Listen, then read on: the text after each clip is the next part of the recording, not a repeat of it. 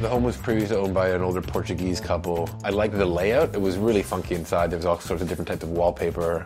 When I walked through with my family, they would have said not good bones, but for me, it was pretty good bones.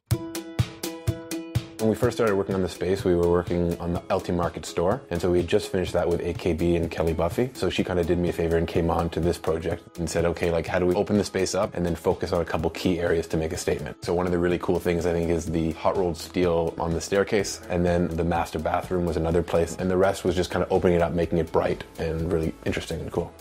I like to call my look eclectic. A lot of people often say random, so I enlisted Joel and my mom, who's really leads our furniture team with my brother at LT, and our head of visual, Kathleen, to come in and kind of help me shape the home. So it was really like a 4-person effort. When Jamie brought me into this project, the space was actually finished. The kitchen was done, the bathroom looked beautiful, the walls were fresh white, and the floors were installed. It was basically ready to go. It just needed a lot of furniture and a lot of decorating.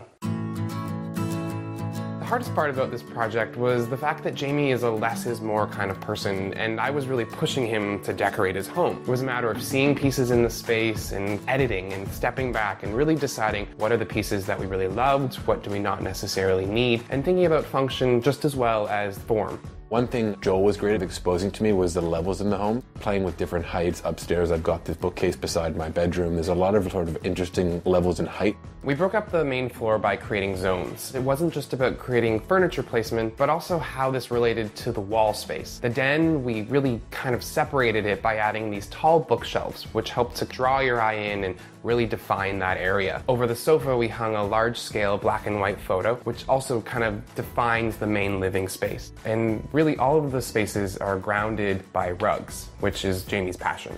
The one thing I'm always really opinionated on is where the rugs go, and even playing around with interesting sizes. So all the rugs in the house don't exactly fit the rooms perfectly. For example, that Moroccan is narrow and long, and just pushing everybody to say, okay, like this is the piece I want to work around, and how do we make that best happen? One thing that Jamie really wanted was a variety of different rugs, and I had a hard time with it at first because it's an open floor plan. You'd see all of these different styles in one eye shot, but at the end of the day, it actually worked beautifully. They're more like art in a sense, so it doesn't quite matter if they completely match or of the same style, and really that's what makes it kind of cool.